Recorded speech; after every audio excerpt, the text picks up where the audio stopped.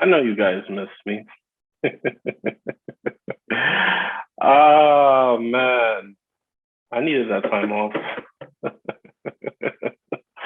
Let's get into it, guys.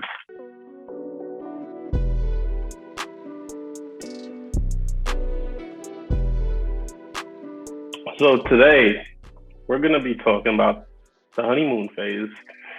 Now, I've asked my friends, I've experienced it myself. I've asked a lot of people. I've even looked it up.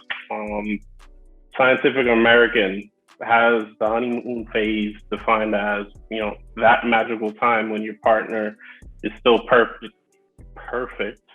Sorry about that, and you are very much in love. Okay, okay, all right. Seems very vague, but what else can we find? Healthline. Okay, honeymoon phase. They have it defined as in the early stage of a new relationship, everything often feels exciting, as you bond with and fall for your partner or partners if you're, in a poly relationship. That's the honeymoon phase, or otherwise known as new relationship energy. So, okay, all right. So, new car smell, like what is it? So maybe it's the time period where there's some verisimilitude that, oh, this person is it. It's infatuation. It's infectious. It's you guys talking, and then you guys talk to each other. Um, you know, whatever, guys and ladies, or whatever. You guys, I say guys, to signify both men and women, by the way. And I talk with my hands, so if you're not used to that by now, deal with it. So, so I don't know. How do I define it? So I guess let me use the past. I'll use the past since 2016. I'll use like the encounters I've had to kind of define it in my terms, and maybe maybe some of you can relate, maybe some of you can, who knows. So the honeymoon phase, how I define it: new car smell. Now that can go, that can go it's new car smell that I can see going two ways. Either you know you guys had your moment and it was a flash in the pan, y'all had fun, but it ran its course real quick and it got old, and you was like, yo, all right, on to the next one. I don't know why I did that. The other course, the other path that I see for it is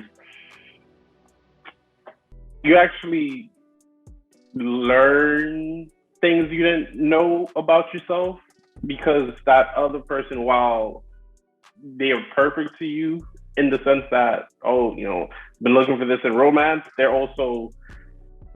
in, they're also engendering other parts of you, like other sides of you that were neglected in a sense. So it's forcing you to get out of your comfort zone. I remember I'll go back to 2017. So I wasn't working that year, so I had quit my job. And I just didn't want to work after like leaving. I was working in retail, in retail management, and I just didn't want to do it anymore. I was burnt out, and I didn't know how to get back in the game, essentially. So 2016, there were flings here and there, but 2017 I met two chicks I want to say were pivotal at that point in my life. The first chick I met, I actually met her online, and we had agreed to go out, for drinks and whatnot. And this was around the time that Insecure season 2 first dropped, where Lauren, he was shacking up with Tasha, and then he cheated on Tasha with Issa when he went back to Issa's place and stuff. So we were talking about that and how, men accidentally fall into the pussy sometimes. Much to the chagrin of chicks. it happens. It happens, ladies. I'm sorry, but I guess I don't know what to tell you. We were talking about that, and it was refreshing because at that point in my life, life was slowing down, because Before that, it was just, okay, day in, wake up, you know, go to work for 9, 10, sometimes 12 hours, then come back and not have time to, socialize, having to miss out on parties because, in retail, you're working weekends.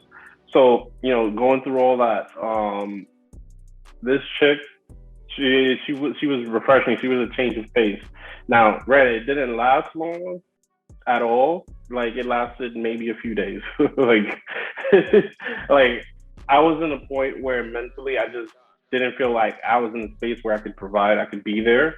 Because again, I had no monies, but at the same time, it gave me the chance to gain a new perspective on life. Things were slowing down. I was able to appreciate things for what they were. The other chick, um, this one would last a little bit longer, but she challenged me emotionally. I want to say she challenged me emotionally during that, honeymoon phase where like, okay, I'm learning she got this going on. She's studying for her doctorate in psychology. She's everything I want. She's thick, it's just just a whole package. And here I am feeling sorry for myself because again, I'm not working and whatnot. So I gave you that background because I mentioned there was two paths the honeymoon could go. But what I didn't mention is that the honeymoon phase gets affected. And this is, I guess true in my case. And I don't know about other guys, so I can't speak for other guys. I haven't done that scientific research yet to see the statistics. But if you're going through things mentally, like if you're at a point in your life where you feel like, yo, I don't deserve this, or, I can't, be that partner that you're looking for, you're going to harpoon the honeymoon phase. You're not giving it a fair chance. So sometimes, the honeymoon phase may not last because of you. Like you're coming into it with all these expectations, like, yo, this, or, oh, woe is me. You're at a place where like, then, focus on you, right? I don't think it's fair to you to, not give yourself a fair shot where you're letting it go by. You're not even letting it go by. First off, you're not even giving it the chance to get off the ground. So those two stuck out the most for me because I realized upon doing some reflection, like it could have been, it could have been something nice. Like, hey, I'm not saying it would have led to a full blown relationship or whatever, but the change of pace I felt with both, it challenged my thinking and forced me to continue to grow and get out of my comfort zone.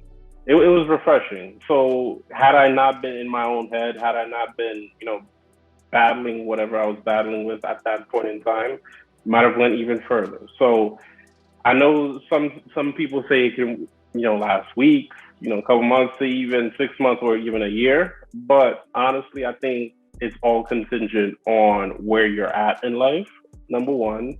And I know that, that's very cliche. That's like a platitude these days. But I think that, it doesn't necessarily have to be that short. It could be as long as you want it to be, assuming that you're not coming into it very rigid and like certain expectations. Like they call it like certain expectations of this is how it should go, this is how it should go, or no, I'm not budging. They call it new relationship energy because again, it's new, it's fresh, it's like a breath of fresh air. It's like you've been, you've been on the hamster wheel for so long, and it's like here comes this new fresh thing. I think it's a human thing. We like that first breath of fresh air, that change of pace. I think we all identify with it. It's basically ecstasy in, whatever form you want to call it, but it's basically, it releases that those positive endorphins where we're able to see like, hey, I actually feel really good about this. Some may say it's a dopamine rush. Again, I don't have the science to, validate that or not, but I will say the honeymoon phase is what you make it. I said all that to basically say the honeymoon phase is what you make it. It doesn't have to be, it could be as long as you want it to be, or it could be as short, involuntarily, because,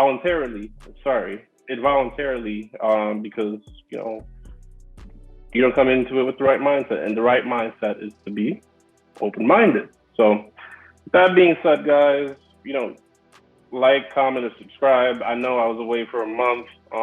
There was a lot going on. I was traveling. Went to Atlanta, went to DC. Got some work stuff going on. Trying to move up at my job, get promoted. Or I know when I first started this, channel on the first video, imposter syndrome, link, where you could just go back into the channel and watch it. Mention I don't know what's next for me, and in a way I still kind of don't, but the way I've been approaching things lately, I've been more open-minded. I've been more like, what's meant for me will come to me. I don't know what's next for me, but I'm hopeful. People, I heard this a lot at my old job, being cautiously optimistic. I guess that's kind of where I'm at. So, but yeah, like, comment, subscribe, share this with your friends. Let's have a discussion, right? You guys can find me on Instagram at King Showtime, 0 instead of an O. And you guys can find me on Twitter at Showtime Rick. So with that being said, until next time, take care. And again, enough with the expectations. Like, I really want you folks to stop that. All right? Take care.